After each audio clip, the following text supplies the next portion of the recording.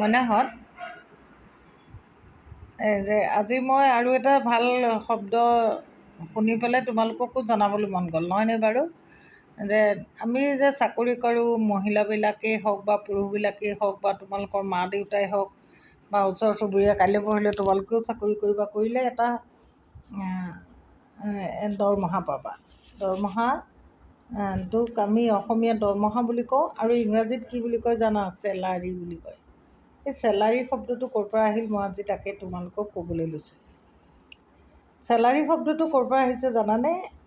চল্টৰ পৰা আহিছে। চল্ট মানে কি? চল্ট মানে হৈছে নিমখ।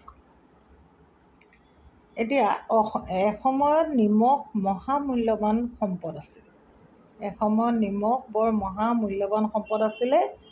মানুহে কি কৰিছিল, মানে নিমখ কিমান মূল্যৱান আছিল যে কিবা কাম কৰাৰ বিনিময়ত মানে নিমখকে দিয়া হৈছিলে, আৰু তেতিয়া মানুহে নিমখকণ পায়ো বৰ আনন্দিত হৈছিল।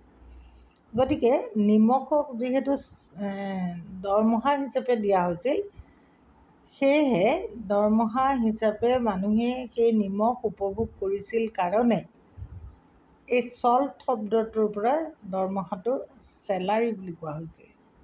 দৰমহাক চেলাৰী বুলি কোৱা হৈছিল। নিমখৰ পৰা চল্টৰ পৰা চেলাৰী। যিহেতু নিমখকে চেলাৰী হিচাপে লৈছিলোঁ মানুহে, সেয়েহে ইয়াক কি বুলি কোৱা হৈছে? চেলাৰী বুলি। আজিও কিন্তু আমি দৰমহাটোক চেলাৰী শব্দটোৰে বুজাওঁ বা আমি প্ৰয়োগ কৰোঁ। আচৰিত নহয়নে বাৰু? কিছুমান কথা জানিলে, কিছুমান শব্দৰ উৎপত্তি সম্পৰ্কে আমি জানিলে মনটো ভাল লাগে।